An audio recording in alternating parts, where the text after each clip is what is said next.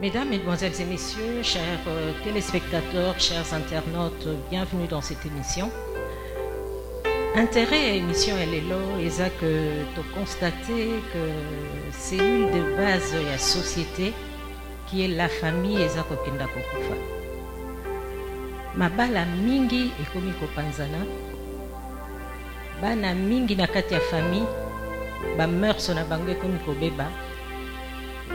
Makambo mingi na kati ya société komi kokende mabe. Tokomi komona batu bakomi kobalana pona ba intérêt ya mbongo, batu bakomi kobalana pona ba intérêt songolo au lieu bacha bolingo na centre ya ba couple na bango.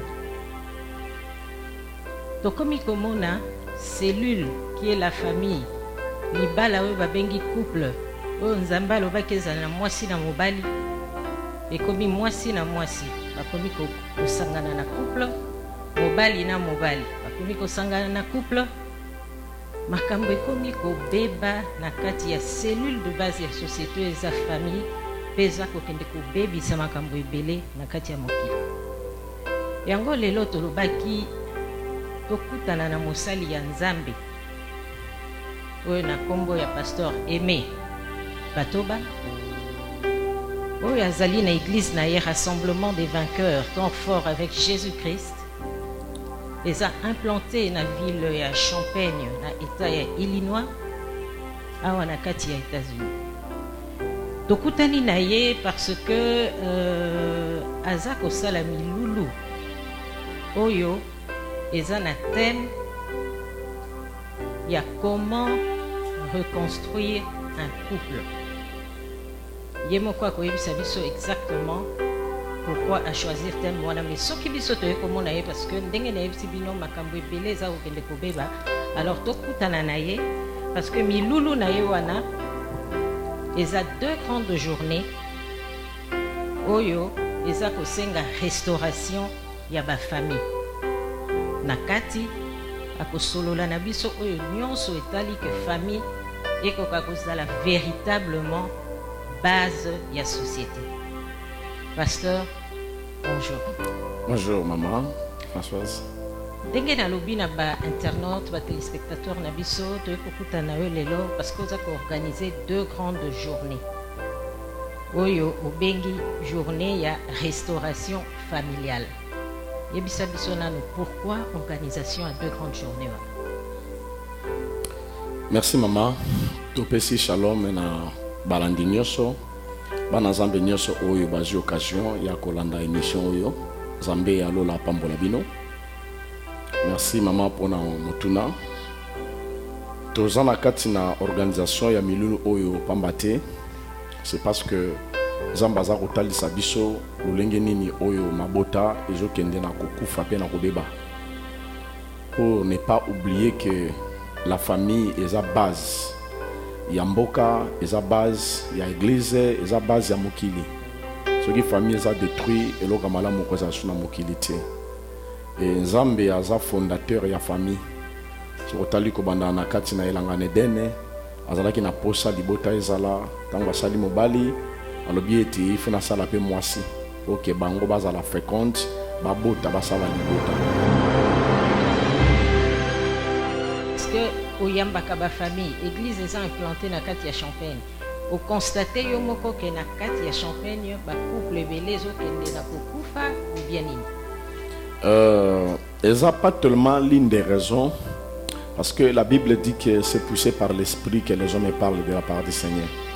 Biso to sala ka milulu te po to moni batu to yoki batu te to yoka na Nzambe eloko nini Nzambe alingi na mama oyo na kati na kobondela Nzambe. Tango to bondeli Nzambe Nzambe apesi biso thème oyo to solola yango, c'est-à-dire que Nzambe wa sondaka le cœur et les reins ayebi komona kati na mabote loko ni ezolekana. Et tango Nzambe apesi biso thème wana to pambolika Nzambe to thème wana bimite par rapport à mutu be lisolo mutu be nini te nde Nzambe apesi biso tinda wana to do balikolo thème wana, c'est-à-dire Nzambe ayebi besoin nini au peuple azanango pour qu'il ayiba kopambola bango. Mais ça quand même 4e édition, pasteur. C'est que nous avons martelé kaka sur Likambo yango, c'est qu'il y a un problème. Il y a la 4e édition Liboso te parle sur les vrais mariages. Parce que ma bala monsieur za ya malamute kolandane tinda nzambe. Tango to bandaki ko sambela nzamba pesa mission te parler sur le vrai mariage. To kutaki mboka ezalaki vraiment na débandade ko bala nezalaki te. Yaka to fanda ileka. Mutako ba bosolo azate parce que mututu azobanga kaka mutako silika. Okola mikina poto mututu azwa chèque na ye okolo bele vérité ta ko silika. Mais nzambe tanga pesi biso tinda wana to telemaki ko to lobela likambo wana ya liboso. Et 2e édition te parle qui sur les secrets pour réussir dans les mariages. Donc tu as relobé la makambo parce que y a une des bases à vie. Ndé lelo oyo nangolo nzambe a s'appelle le susu to lobé la likolo na comment peut-on construire un couple solide. C'est-à-dire que les ba couple belé, ils sont fragiles. Ils ont mama capacité. Mo pepe mukeye ba panzani. Tozo mona ba retomber bana, monsieur ba zokota ba prison, ba monsieur ba mozong sa bana na ba Congo. Donc famille zo ko répondre na besoin zati yango monique ceux qui ba couple baza vraiment asidi et ça la paix que ba descendance na bango baza la béni pe makamuto ke ne malamu nde na kati na ko bondela nzamba pesi biso temo wana to solo la poto mema implice na kati na libota na bana na Nzambe. Avant de zonga un peu na ndenge concrètement et que ça les milulu yango comme église eza quand même oyo isunga ka ba famille et que aujourd'hui la thème on a ya restauration familiale tokoki koyeba ba ennemi ya couple eza nini oyo etindaka na déséquilibre ya couple. Ennemi ya liboso eza Satan. Parce que la Bible dit que votre adversaire le diable rôde comme un lion rugissant cherchant qui peut dévorer. C'est-à-dire ennemi ya famille eza Satan.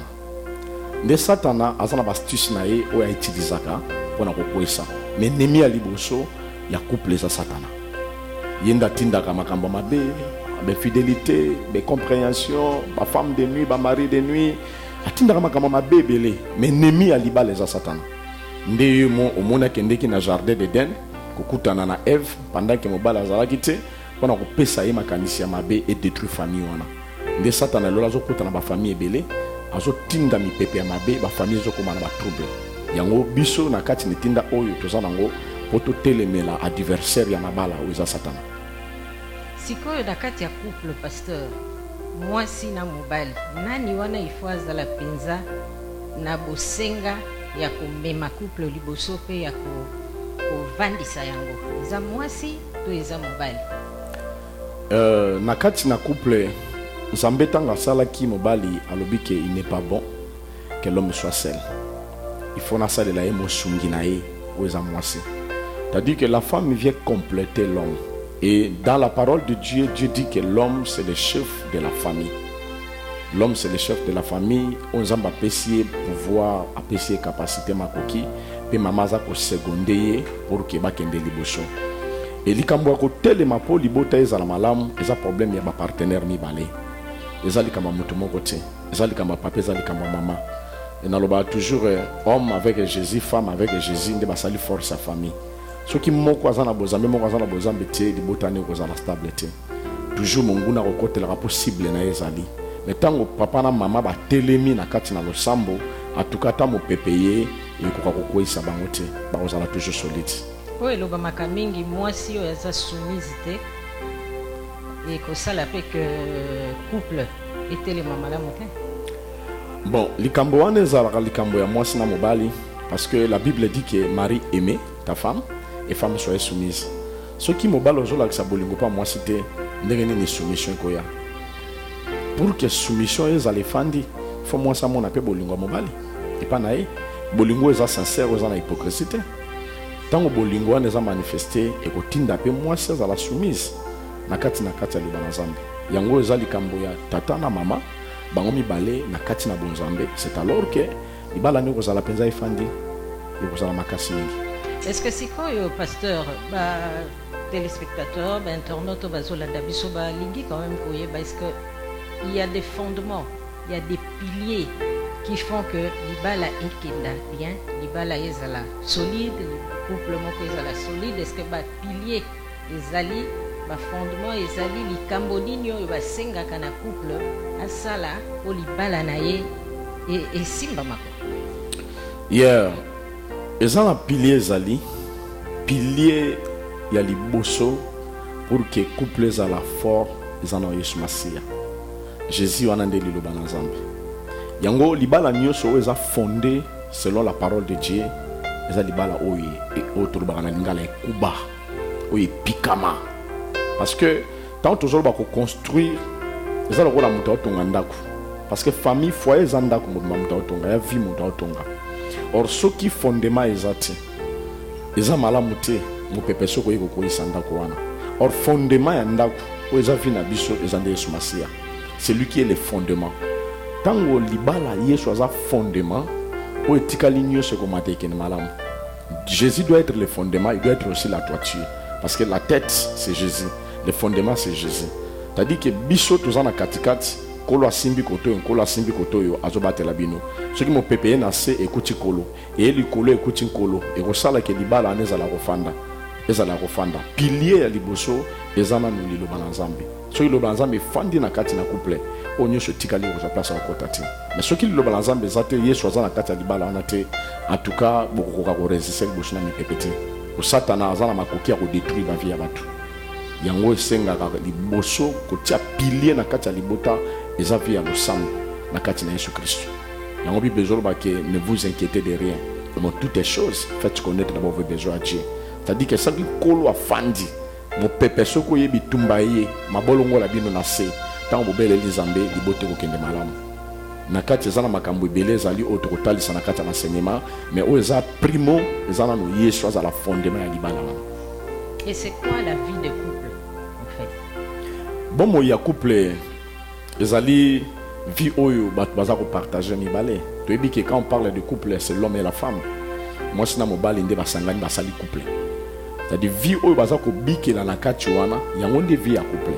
O vie wana il faut ezala selon la parole de Dieu. Lelo zomo na ba couple belé baza ko bika ndo banazambe te Satan aza ko kota. Et fidélité za ko ya makambo mabe ba compréhension ba malentendu ba division ezo tinda ba tuba bi malibanda ben fidélité koti makambo komi mabe makasi.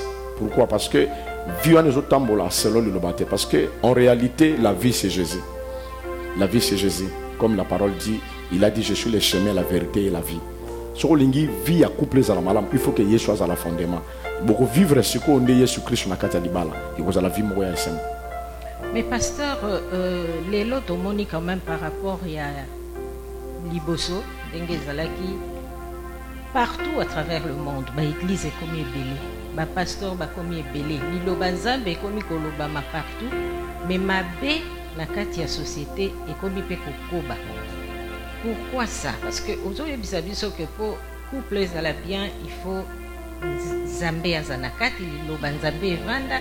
Mais Lilo Banzamba on peut ça kolobama et ça ko ba pasteur ba église partout on voit que ça mais le mal ils ça ko kaka ndenge tout tay koloba ba pédé ba comme belé ba lesbienne ba comme belé ba divorce ils ça ko salema mabala carrément tozomona na ba réseaux sociaux bazana ba site oyo zokota lobinga na ngi mobali wana ifaza la na boye moi on ifaza na boye.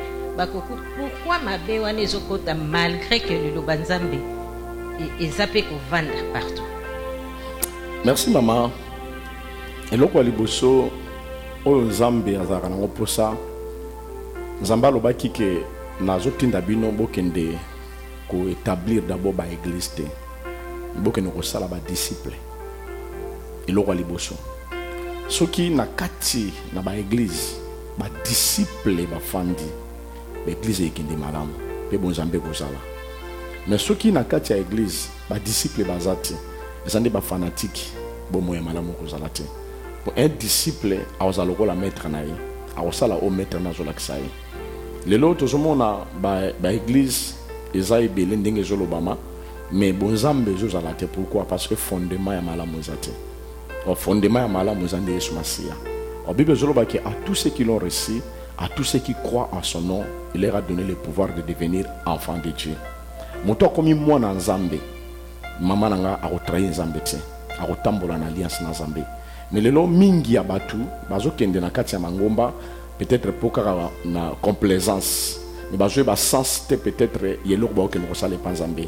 Ce qui muta yebi Nzambe a ensemble Nzambe wana malamu. Et beaucoup pris mais bazo ba Nzambe ba ensemble la te.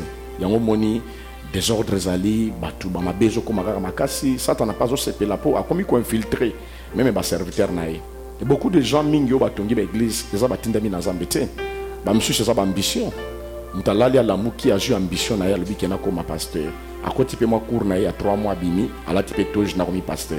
Est-ce que ça n'est tinda Nzambe? On Nzamba za na ba o ya tindi bango. Il y a des appelés, des élus on Nzamba poni, mais ça bien ba msuche ba za ba ambition. Ami commission na épée pasteur. Nandenge na yi. C'est ma sini no pesa. Parce que on donne ce qu'on a. Quand tu as la vie, tu donneras la vie. Il y a un jour on a trouble les âmes parce que il y a des gens qui se sont fait des serviteurs. Ils n'ont pas les messages à donner à l'église. Parce que je dis souvent que un serviteur de Dieu, c'est quelqu'un qui a reçu un mandat, c'est quelqu'un qui a une vision que Dieu lui a donnée. En dehors de la Bible, la vision. Comme nous, Dieu nous a appelés, nous avons la mission de prêcher la parole. Mais il nous a donné spécifiquement notre vision pour la restauration de la famille. C'est-à-dire que notre église est sous-bassement d'abord pour la restauration de la famille. Comment ces familles au fond de Malam?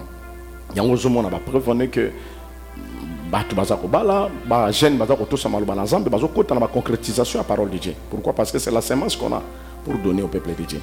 Yango za moko ya biloko ezo sala trouble le batu belé bazo kende l'église mais bazo bongo na tie. Pourquoi? Parce que semence za malamti. Yango esenga biso to zonga le susu na originalité ya liloba pour que tout ya malbana Nzambe ndenge sengeli pour que vie mema changement za na kati ya mokilo. Ce qui n'a coquille que tout nos pasteurs, l'église n'a eu depuis au commune à Champagne ou implanté en Guessali combien d'années? Depuis qu'on a commencé ici, ça fait 3 ans que depuis l'église a établi à Nakatisa. Le bac n'a début, tango l'église est bandaki au monaki na Champagne fait mingi zalaki ya katovanda, mingi zalaki mbilinga na mabota. Mais depuis au bandi enseignement na yo na restauration familiale, changement ezali. En tout cas, ce n'est pas à moi de le dire, c'est à d'autres personnes de témoigner. Mais parce que yo mtoza conseiller les lobanza. Yeah, vraiment nzamba zo sala. Parce que le problème c'est quoi maman? Tango tu yaki na mboka oyo pour musala oyo banda na vision, ezala ki te tolali tolamuki to observer te. Quand on est arrivé, on a pris le temps de prier Dieu parce que Dieu nous avait promis de faire quelque chose. On a eu le temps de prier et quand on priait le Seigneur, Dieu nous a montré des choses. La première chose, on avait vu quoi? On a vu une femme assise sur son trône et il était à moitié nu.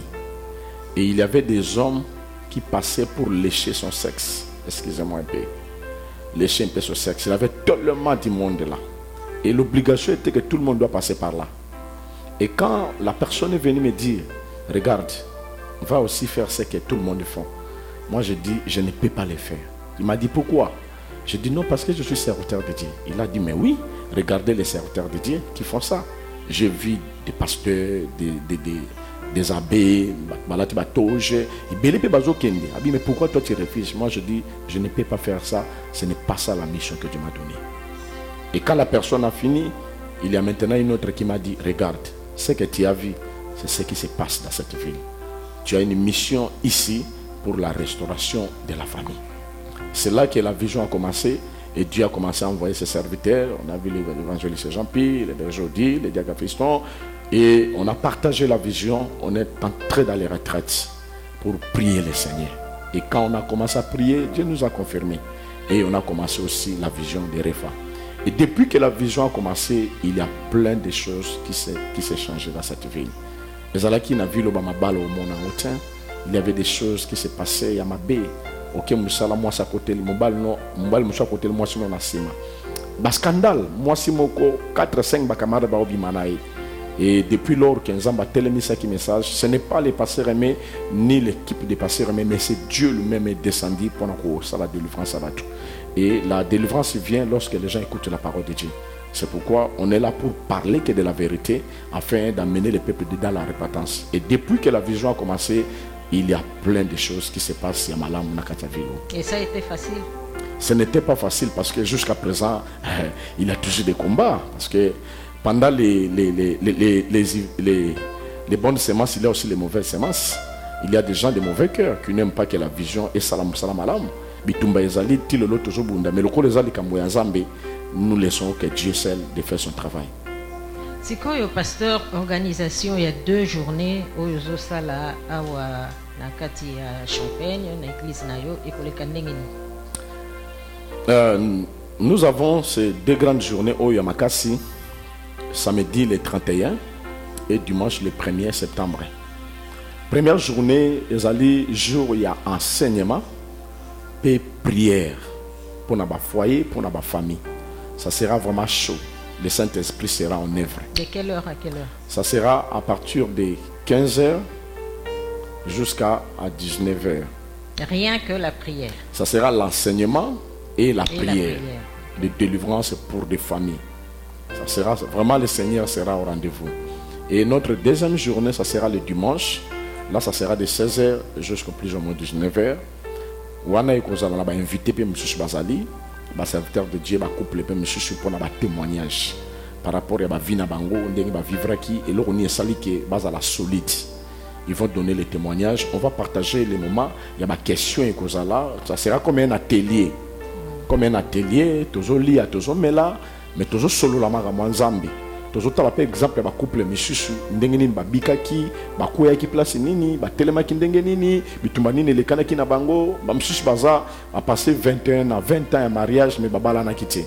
Mais nzambe asali ke na 22e année peut-être ba juko sa babala ni. Et ça le ndenge nini. C'est-à-dire le boko nzambe kitaki, on va fortifier encore les d'autres.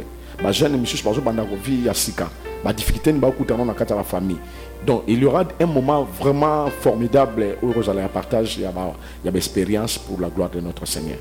Et que vous allez, même les jeunes, vous allez fortifier. Donc il n'y a pas que les couples qui seront invités.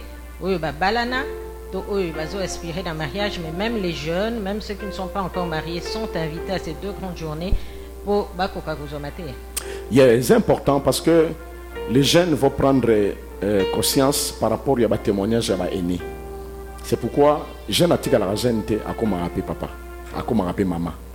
Yango ils ont pu profiter pour les jeunes, bénéficier expérience et connaissance et permettre bango que lobby bakoya na ba erreur ou ba aîné bakoya kiti. Parce qu'aujourd'hui nous sommes des pasteurs, avant d'être pasteurs tous les gars qui peuvent banzala monsieur. Ba monsieur passer le loba 30 ans mariage, ba ça na ba témoignage. Ya mama kama mabepe le kana kina mabala. Ce n'est pas dire que ba vivre ka que sengo na sengo. Et ça peut n'attendre bitumbe zalaki. Mais sur l'expérience en temps on partager mutu amuta la effectivement, ngape na zole kana bitumba oyo. C'est-à-dire que ça pour na mutu tu pas seulement pour les chrétiens, que ça soit tu es musulman, aux en famille, aux kimbangi aux en famille. Donc toujours parler na peuple nyoso o nzamba kela et kela munyoso nzambe. Ou azana famille, eux ala paye, eux alo mela masanga, eux alo langwa bangi, eux alo sala kanini yaka. Parce que ça pour na libota mobimba. Nde yango eza malami na katina. Et 2 jours au mois du pasteur que ça suffisant? Bon, 2 jours eza penza suffisant te ce tonto joie ta 1 mois. Ata 2 mois.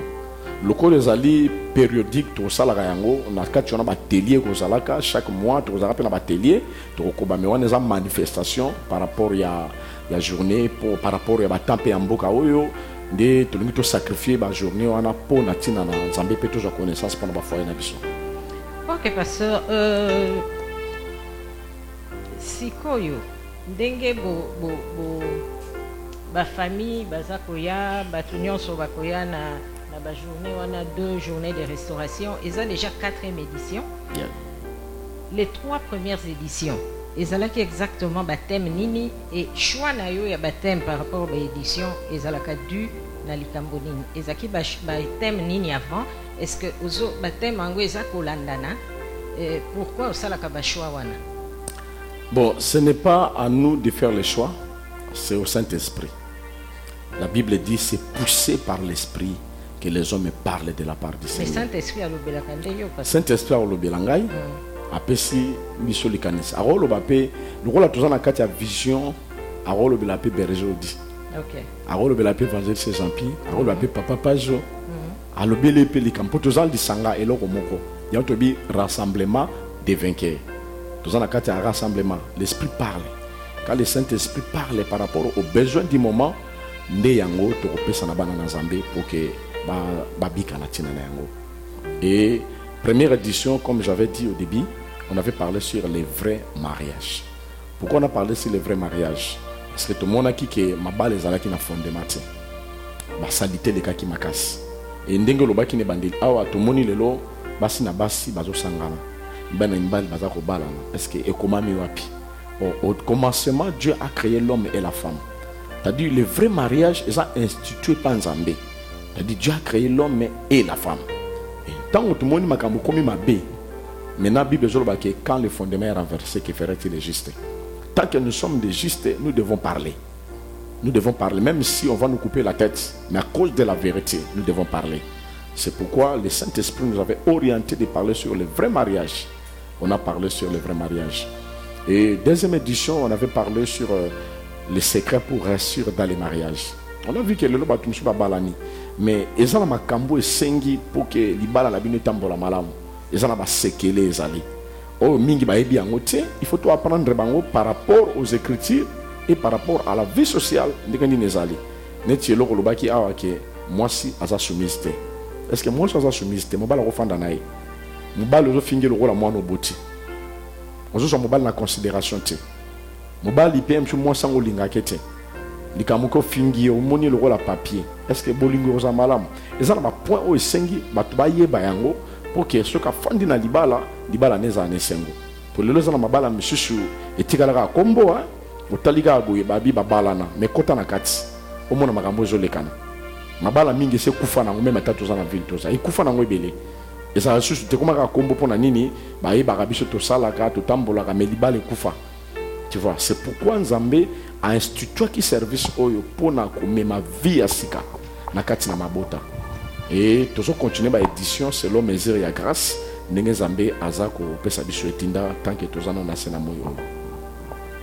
Ok pasteur, sikoyo en organisant ba journée wana. Première édition, deuxième édition, on a vu que ils ont lobé sur la restauration familiale, mais ils ont visé exactement nini na ba famille. Po ba bongo na ndenge nini, ba koma ndenge nini, parce que tu as vu que tozana biso par exemple, ba congolais, ba africain, tozana culture na biso. To uta nango na ba Afrique na ba mboka na biso respectif to ye nango. Maintenant tozo ko tozo kuta na pe na culture mususu. Oyo certains d'entre biso bazape ko bongwana ko changer ko landa pe culture ya awa. Siko yo tango za ko sala église za ko sala ba restauration familiale wana ko pesa ba mateya ozo viser exactement nini ko te ya nini na ba compatriotes nyonso yo ba combien on a ba mboko ya sika. Merci maman pour la question, c'est tellement pertinente. Et loko oyo bisote tozo visé, o nzamba zo visé, azan a besoin à restaurer ma bota. Moi Nzambe à vivre en la culture te. Moi Nzambe à vivre selon la parole de Dieu. Yango zo mona ba trouble ko ti makas parce que ba komi na ba culture. En notre culture c'est la parole de Dieu. Culture moko te ya mokilo nzamba sepela na nzamba sepela ndena liloba. Yango zo mona mingi o bazo kota ne loko bazo tika liloba na Nzambe, bazo bima libanda liloba nde tozo vivre ba résultat makambo to kutana ngo. Mais mosala Nzamba pesi biso pour que tozongi sa libala, tozongi sa famille ndenge zalaki na fondement ni bandeli. Le commencement a été comment? La famille a été construite comment? A été instituée comment? Nde mission na biso ngwana ko rappeler bana na Nzambe que tozonga ndenge zalaki ne bandeli selon la parole de Dieu. C'est-à-dire que Jésus-Christ doit être le fondement. La parole de Dieu doit être le fondement de la famille. Ce qui libala to famille zongi na kati na fondement.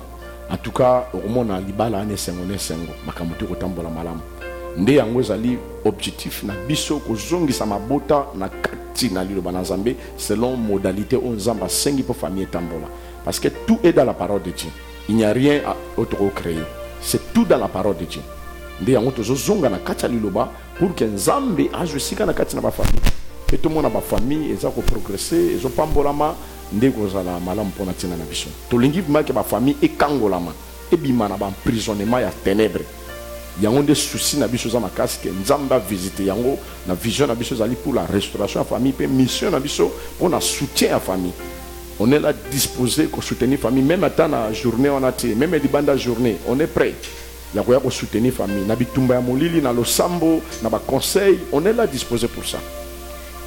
Na église opesaka mateya mpona restauration familiale, bato bayaka na église boza na baculte, mais est-ce que suivi ya bafamille à domicile eza mpe na programme ya église?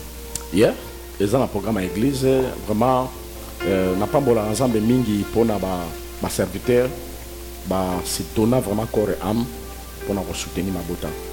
Et dans la ville il y a beaucoup de familles oyo toza kosoutenir bango na pembeni tolandaka na baprière na baconseil na basacrifice ya bajeune et prière na mboko eza facilité mpo moto apesa tane mpona nzambe mingi ya bato bakokoka kosala yango te, mais na grâce ya nzambe quand même basali na nzambe baza awa baza kosacrifier makasi vi na bango mpona soutien famille, donc suivi mpenza ezali mpona kosunga mabota.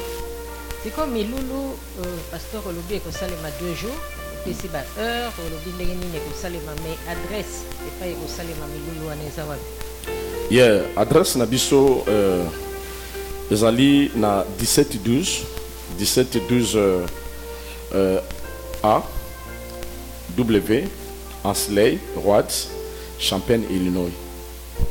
Donc ce que je kaka a venu d'ici tout droit au l'équipe posté au joueur na ngambo ya highway koto yokota au l'équipe école catholique Mozana Saint Thomas au mona kaka balabala Ansley zaliwana so komika kana ko mona église za wana présent na lieu public na point kaka ya madisi wana nde sika bishop za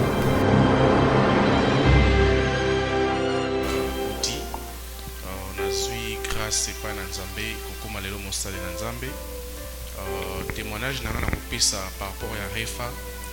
Ezali que bisope to tombaki na piège wana ya kofanda na kati na couple, mais tant que ma kamna ezaki régularisé te. Alors to zo kipe bitumba ebele, mais na grâce ya ba suivi ya mosala na nzambe koya na ye ezali avancé ya makambo ebele na couple nanga. Donc ntango aye elongo na ye na baprière na baconseil tokoti mpe na kati na famille kosola na famille et tofandi nga na mwasi nanga 10 ans après nde nzambe aosala biso grâce toye korégularize makambo nyonso wana nde ezali bafruit ya refa la restauration familiale. Et puis tout ce qui a été le processus nous continuer 4 na losambo parce que mingi bakanza ke ceux qui n'a régularisé ma camboni na suki wana non comme dans les bons, non, il faut continuer processus ezali molai na suki wana pona kopesa bande comme so parole. Merci papa. Merci pour nos paroles. Comme on a fiston Niambi témoignage est belé juste que oyebi ke o babengi libala eza institution divine où eza établi na Nzambe. Donc on nyonso eza établi na Nzambe, diable asepelaka nango te. Donc eza na libala te oyo kolobake on ne peut passer na des problèmes. Donc ba problème eza vraiment ekoleka. Mais ce qui est plus important, la façon pour résoudre le problème wana. Vous avez les cambons sous ba divorce eza belé na ba belé ba kutana makambo. Tant sous makambo kutana ginango. Ils allaient cambons sous ba couple sous ba résolver qui on a moins de 30 minutes. Ba résolver qui on va monsieur même ba motina niveau ba divorce.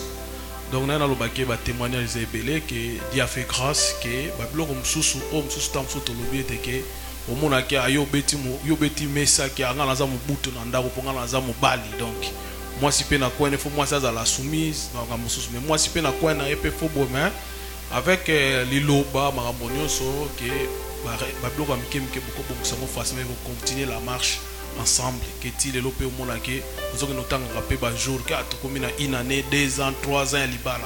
Donc c'est pas facile, mais avec la parole de Dieu comme on a dit que il y a on des arrangements dernier pasteur à lobby ce n'est pas ba tribu to ba famille ko constituer libala.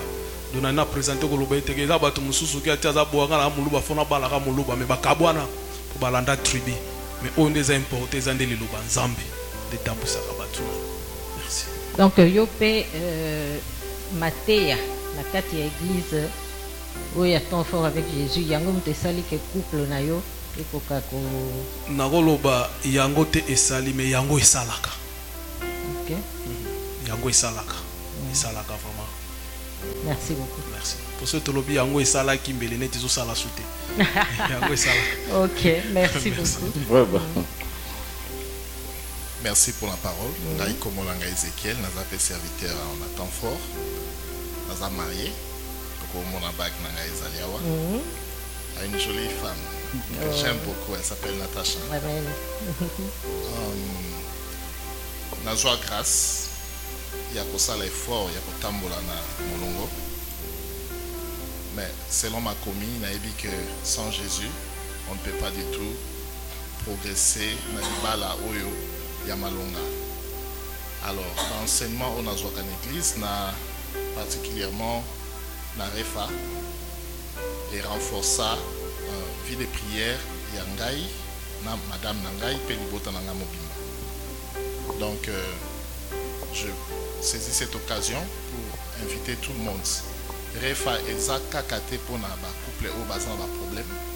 Même ba couple oyo bazan ba problème mingi te to baza ko évoluer normalement, baza pe na besoin il y a enseignement na Refa. Donc Yesu ayaki kaka pona bato bazan la problème te même bato bien pe baza invité baya na organisation autour de ça là Refa. Donc je bénis Dieu pour ça. En conclusion, je dirais que grâce à Refa, tozoa prière, tout tient mon centre et à couple la mission. Merci. Merci beaucoup.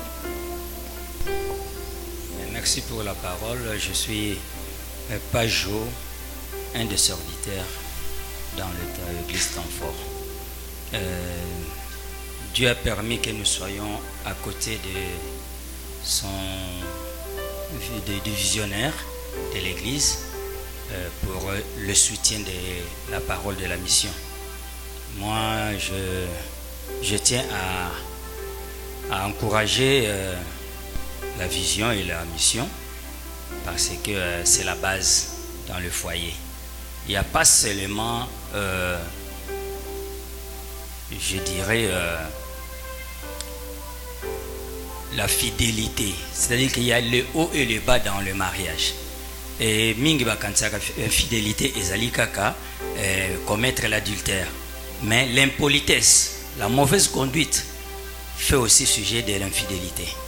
Donc à ce titre, vraiment nous sommes dans le besoin, dans cette soif-là, de nous approcher de Jésus-Christ pour avoir un bon fondement dans nos foyers. Merci beaucoup. Merci Papa Dieu. Et qui la maman? Comme on a un sœur Nelly, on a un sœur dans quatre églises. On a un Refa Benza parce que nous avons un Balate. Mais j'ai fait les témoignages par rapport à l'église. Naya Namboka Oyo, j'avais trop souffert. Pour souffrir dans la physique, mais la spirituelle. Je partais à l'église, chaque fois où je rentrais à la maison, j'ai manqué la paix. Je me disais, donc dans cette ville, il n'y a pas une église de réveil où je commençais à prier. Donc je viens tout dans le Congo, tout dans le cadre de la prière, vraiment, mais l'air de Namboka Oyo, on manquait cette prière, cette profonde prière. Donc, je ne sais pas comment exprimer ça, mais spirituellement, j'ai beaucoup souffert. Et Dieu merci d'écouter ma prière parce que je priais. Je priais vraiment. Moi, je dis, Seigneur, aide-nous. On est même une église de réveil. Si je dis d'une église de réveil, donc c'est une église où on prie sérieusement et on sent qu'il y a une présence du Saint-Esprit. Parce que le réveil, c'est la présence du Saint-Esprit. C'est le Saint-Esprit qui est au contrôle de toutes choses. Dieu merci. Nous avons aussi cité Moussalinaye. Papa n'a pas aimé bateau. Pour autant, l'évangéliste Jean-Pierre a invité à la prière. Les jours où la prière, c'était ma délivrance de cette souffrance spirituelle. J'avais la paix, la joie, je ne sais pas comment exprimer ça. Et je me suis accrochée à ce lieu-là jusqu'à tel point qu'on a commencé l'église. Et nous sommes là pour soutenir spirituellement, financièrement, de tout pour cette église. C'est pourquoi je suis en train d'inviter les gens. Et la Bible nous dit, c'est Jésus qui est le chemin, la vie, la vérité. Oui, venez ici, il y a une véritable Dieu, le Dieu de la Bible. Nzambe oya kongola bana Israël, azana esika oyo. Nazo invité batu. Onanu bazwi nanu makasite. Vraiment baya na esika a. Baya koyoka liloba oyo ezopesa bomo. Liloba oyo ko thanks ndenge ya kotambola. Liloba oyo na epite comment exprimer ça. Eko changer, eko transformer. Ngwana nazo invité na batu. Baya ko se rejoindre na biso. Toyoka vérité wana et délivrer biso parce que notre objectif ce n'est pas ici. Ce n'est pas ce monde. Notre objectif est la grande promesse que Jésus nous a laissée, c'est le royaume d'ici.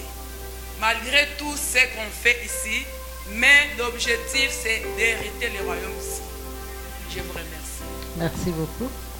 Nous passons à une autre personne. Moi c'est Maman Titi Namakese. Na kolobela ke pona refa oyo.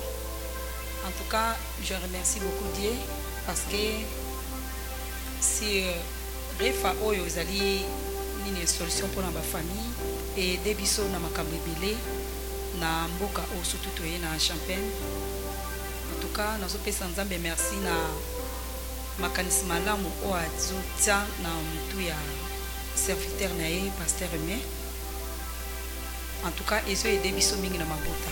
Toza ba exemple munene au mona au vivre makambo donc au vivre yango ya ebele. Vraiment et sali ya ebele kati na mabota na biso et surtout na ndako nanga et lelo nazolo basoki lelo na koma madame Fwamba eza grâce ya Nzambe oyo ya pasteur Aimé Batoba. En tout cas, nous remercier mingi et puis nous lancer message moko na ba famille oyo baza ebele kati na Champagne awa ba mama mingi. En tout cas, bomeka nan koya boyoka pe bokomona oyo lelo nazo témoigner o naza membre naza moko o na moni pe o nazo vivre témoignage wana bino pe boya bolika na nzela na ngai boyoka Nzambe oyo ya temps fort bolanda émission oyo ndenge koleka bolanda refa oyo ndenge ekosalama pendant les 2 jours wana ya samedi ya les 30 na samedi ya les 31 na dimanche ya les 1er septembre boko vivre miracle oyo ngai pe na vivre yango. Donc na lancé message pourquoi parce que na moni ba makambo ebele pasteur Aimé na nzela ya Nzambe oyo akeli mokili oyo Nzambe a utilisé a contribuer belé pour na libota na ngai surtout pour na couple na ngai tozalaki bato to ngai tozala kaka bui tovandi kaka na Amérique to ngai tovanda kaka bongo. Alors na vision ya Nzambe na nzela ya pasteur Aimé alakisaki ye pe ayebaki na koya kopesa solution na libota na ngai lelo o tozwi kimia tozwi solution o eza pena o tobande koluka na pesi Nzambe wana merci. En tout cas na lancer ba mama boya bomi mama bota na bino beaucoup vivre o nga pena moni. Merci. Merci. Je réponds au nom de Ridier Fwamba. Merci pour la parole. Molongani ya mama. Yes. Okay. En tout cas, na pamboli Nzambe pour na sima refa oyoyo. Ngala vaina madame na nga plus de 20 ans. Voilà, toi na bana, to vanda kana biso, Mais na nzela, Nzamba sali grâce que tu okutana musali. Atei biso na ba refa o ndenge ye wana. Donc ça fait maintenant 2 mois nous avons marié vraiment na 2 mois wana biloko moko esalami oyo yaliki ele mosusu koloba tata azoloba nini donc il y a bien yango na pesi nzambe merci. Merci beaucoup. Bonjour. Nga naza mama Magi Kombe. Nazo témoigner pour na église oyo. Na une église oyo mutu moko évangélisa kinga ite. Mais c'était vraiment Dieu seul. Na lala ki na vision. Na mona ki 3 personnes. Na mona ki papa Padjo, mona nae et puis pasteur. Babande ko kende convention. Na ko benga mona na egile na tuni ya bozo kende wapi. Aibsinga tuzo kende convention que za quelque part à. Na sime ko pesanga adresse église. Na ki ko benga na tuni bozo sambela wapi. Aibsinga tuzo sambela l'église moma 10 ti opusani kuna liboso. Kaka websanga kutekeza pasteur aimé. Tant na eko tuna mama titina okukweba église moko tenga pe na sambela kuna ndena yaki awa eloko motuya eza vie de prière pour couple na eza solide eza vie de prière pour makambo na nyonso ebonga eza vie de prière yango ndeza solution kati na ba couple yango na okana lelo tozobenga papa mama yaya elenge o nyonso ayebika zobianga mana libala koya ko rejoindre biso na mokolo ya le 31 août pe le 1er août et pas yo pe ko kamatea oyo koyeba ko vandisa libala na yo oyo ezali fondation oyo ezali parole de Dieu oyo ko pesa bon moi oyo ko longola o nyonso to koyo ko benga ngo liboma liboma ezokota na mabota liboma ezako détruire mabota oyo ezokota tango bana bazomona papa na mama bazoswana comportement papa na mama eza bien te epesi liboma pe na bana tozomona bana biso nde bazobeba tozomona yango na miso yango tozobenga papa mama mema libota na o mobimba pona koyoka oyo ezali moboko oyo ezali parole de Dieu tobengi bino boya na kombo na Yesu. Oui, bonsoir peuple de Dieu, shalom kuna bandeko nyonso bana nzambe nyonso de partout aux bonnes occasions Rolanda Biso. Moi, c'est votre humble serviteur, l'évangéliste Jean-Pierre. Je suis un Josué auprès de Moïse, en train d'écouter toujours ce que l'Éternel est en train de parler. Voilà pourquoi, bien aimé, dans un lancement, j'ai au moins 7 ans pendant que je me suis marié. Et j'ai béni l'Éternel pour cela. Mais ces 7 ans que je vous parle, ce n'est pas facile. Les dire 7 ans dans les bouches, c'est trop simple.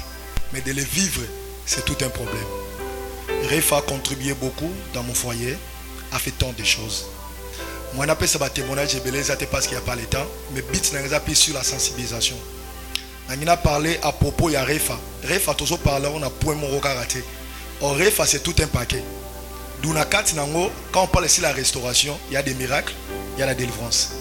C'est-à-dire qu'il y a aussi des couples aujourd'hui, ils sont mariés, mais ils n'ont pas des enfants. C'est-à-dire que c'est pas seulement l'enseignement, mais l'Éternel aussi dégage sa puissance. Parmi Bisso, il y en a des gros frappés par la stérilité, que les lots à la visiter. Nous avons visité. Donc bientôt, vous allez voir des témoignages, ça va passer dans cette ville. On ne parle pas des gens de loin, mais les gens qui sont tout autour de nous. Un vrai témoignage, il faut avoir des gens oculaires qui parlent comme ça. Voilà pourquoi nous avons lancé maintenant appel Nangaï, pas Bandegonio sur Basia Nibali. Yo so Bali, bo pesa na ramu Congo na papa na mbetu. Yo so bala me ozo alliance na ochango na sia cousin. Yo so bala me ozo vivre pena bolingote na kati ya libala na yo. Yango tozo benga yo. Nzambe apesi biso occasion malamu pendant ces 2 jours. Or la Bible dit racheter le temps car les jours sont mauvais. Bible zoba vous ne savez pas ce que le lendemain peut enfanter. Dans Zamba telemisi 2 jours na kati ya restauration familiale bien aimé saisir ango. Saisir cette opportunité. Je crois que cette fois-ci ton foyer sera changé. Des fois, pas une décision, mais il y a encore l'occasion de vivre encore les meilleurs dans les mariages. Pendant ces 2 jours que l'Éternel nous a donné, il y a un problème à robota. Vous avez un problème à recevoir. Vous avez un problème à secret. Je vous dis la vérité, l'Éternel vous bénira pendant ces 2 jours. Voilà pourquoi on a bengi bandeko nyonso on a no balité. Oza proposant, ozo kanisa obala. Oza na kati ya mariage. Topé dans likanisa libala na no yeliote. Tozo bengo pendant ces 2 jours. Oye ba gou ya libala à travers de son serviteur. Nanzela molimo na Nzambe et que l'Éternel fera encore de bonnes choses dans ta vie. Voilà pourquoi l'Éternel vous bénisse. Ne manquez pas le 31 août 2019 le samedi. Ça sera à partir de 16h à 19h. Et le dimanche, nous serons à la partie de 15h à 19h. Que l'Éternel vous bénisse. Merci beaucoup. Toi, applaudir. Vraiment, témoignage est très poignant. Pasteur, tu as dit que pour clôturer l'émission, il y a quand même une refa. Et que vous allez comparer le combat spirituel?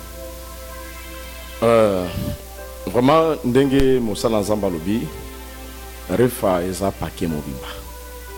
C'est un paquet. Quand on parle de la restauration et ça la misala est délai. Ils ont la parole de Dieu, ils ont la prière. C'est-à-dire que na kachiwana tozo bundisa mungu na satana na maloba teme na losambo. Na toli ya maloba na Nzambe pe na kata losambo. Ils ont na 2 colonnes où ils sont la libote telema, ils ont la connaissance à parole et qu'on fait dans la vie à prière.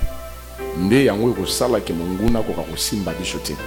Sotangi na mukanda Nzambe na Luc 21, Bible zoloba que votre cœur ne s'apaisantisse pas par l'excès de manger, de boire et par le souci de la vie. Mais le Seigneur dit que veillez prier à tout temps pour que vous ayez la force de vaincre ceux qui arriveront et d'apparaître debout devant le Fils de l'homme. Je vais dire à une personne, peut-être aujourd'hui batté et le roni de Satan a ici pour la foi.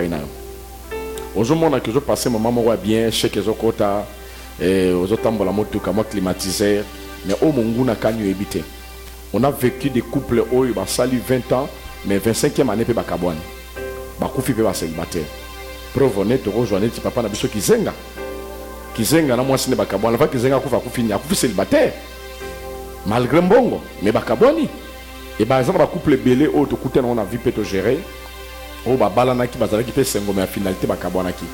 Ezala batu mususu abali mais azane célibataire. C'est-à-dire que mokila moli les ont réclamé. Et on tout ça l'appel là-bas dans Nzambe nyos et ça ressemble à nous la temps forte vous avez obligé de mettre tout ça l'adresse moi vous a parole de Dieu aux autres sangisa biso tout ça l'appel là-bas dans Nzambe nyos koya kukutana na Nzambe mukoloana Nzamba ko restaurer ko impacter vie na yo na connaissance à parole pe na prière au moment que makambo simba ate na foyer no ko simba ba difficulté zo le belé na foyer no ko sila Nzamba ko restaurer même finance na yo ako restaurer même mbeto na yo ako restaurer même vie abana na yo tozo bota bana makambo zo le kaneza kitoko te maboka ngabana ba viole makambo belé bana bomela ba bangi ba biloka mabezo salema pourquoi parce que fondement na libala ezate mais tango toko telemisa Nzambe na kati na mabota makambo za la minene yango to ça l'appel na bandeko nyoso na kati na ville o ya Champagne tout autour ya ville oyo bazu occasion kolanda mission oyo baya mokolo le 31 et mokolo le 1er septembre parce que ça va chauffer, le Saint-Esprit sera en œuvre et la délivrance des familles va se manifester et le kumo ozo n'est pas en benabiso. Merci beaucoup pasteur Aimé Batoba, merci pe na bandeko nyonso ba assista qui peut participer qui na biso na émission yo to pesi pe bino nyonso chers téléspectateurs pa internautes, merci d'avoir suivi cette émission. Oh, Yambaki Ponabino, Tozo rappelé, pasteur Aimé Batoba, il y a Église Rassemblement des Vainqueurs, temps fort avec Jésus-Christ. Église Oezak organisé 2 journées. Il y a restauration familiale, Nathème, il y a comment construire un couple solide. Donc 2 journées, on est à le 31 août et le 1er septembre 2019. Baza donc au Benga, batu nyonso baza na kati ya ville ya Champagne bakoka pour assister na ba journée wana ozala muto église oyo ou pas yaka quand même oyo kamateya sur la restauration familiale. Merci encore et à la prochaine occasion. Bonjour, bonsoir chef.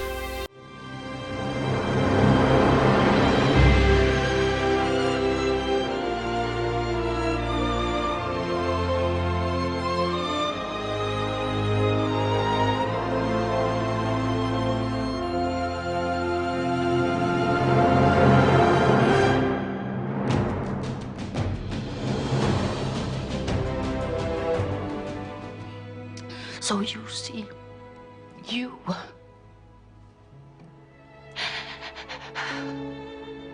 You were the answer to my prayer. Well, now, you've got to teach other people to seek the Lord. You've got to teach other young wives how to fight. Yeah, I will.